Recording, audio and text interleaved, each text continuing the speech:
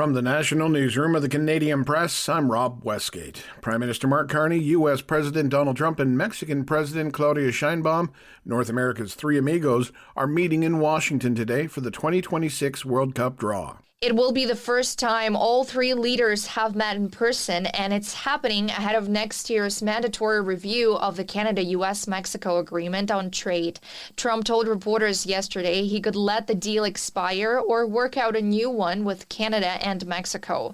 Trump called off trade talks with Canada in October because he was angered by an Ontario-sponsored ad that was quoting former U.S. President Ronald Reagan criticizing tariffs. Carney is set to briefly meet Trump at the Kennedy Center.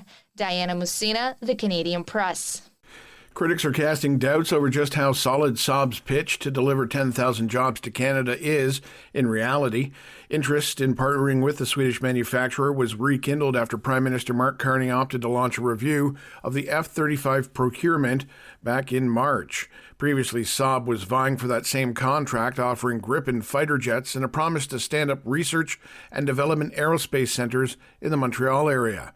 But Richard Shamuka with the Macdonald-Laurier Institute says the promise of 10,000 jobs would be larger than Saab Aerospace's entire workforce in Sweden. Former Alberta Premier Jason Kenney says his original recall legislation was never meant to be used as a tool for special interest groups. Kenney's comments come as Premier Danielle Smith and several members of her government are facing recall campaigns. Kenney says the legislation was meant to be the ultimate tool for MLAs involved in illegal or unethical behavior. Taking a position in a union negotiation that you don't like, okay, you can disagree, fair enough, but you make your case at the next election. That's how a properly organized representative democracy functions. A United Conservative Caucus spokesperson says the recall process is meant for major breaches of duty and not for policy disagreements.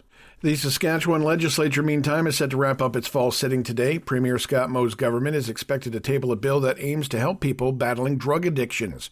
The Compassionate Intervention Act would see those with addictions receive treatment against their will in extreme circumstances. Moe has said that the goal is to get people on the road to recovery. And finally, a baby seal has caused a bit of chaos after wandering into a bar in Richmond, New Zealand. The furry visitor, well below the drinking age, sampled some salmon from the Sunday dinner menu before being bundled up and taken out of the pub by rangers. Publican Bella Evans, who co-owns the Sprig and Fern Meadows Craft Beer Bar, said the seal was eventually removed with the help of a dog crate and some salmon, and the seal was later safely released. This is the Canadian Press. In sports, Connor McDavid had 3 goals and an assist as the Edmonton Oilers offense exploded to a 9-4 victory over the Seattle Kraken. The other Alberta team, the Calgary Flames, posting a 4-1 win over the visiting Minnesota Wild. Elsewhere, the Toronto Maple Leafs beat the Carolina Hurricanes 5-1, and the Ottawa Senators fall to the New York Rangers 4-2. Now over to the NBA, where the Toronto Raptors found themselves on the wrong side of a 123-120 tally against the Los Angeles Lakers. LA's Rui Hachimura hitting a buzzer-beating three-pointer for the win. Sixers, Jazz, Timberwolves, and Celtics also finding the win column.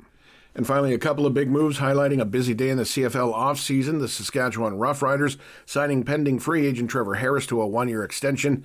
The veteran quarterback was named MVP of their Grey Cup win over Montreal.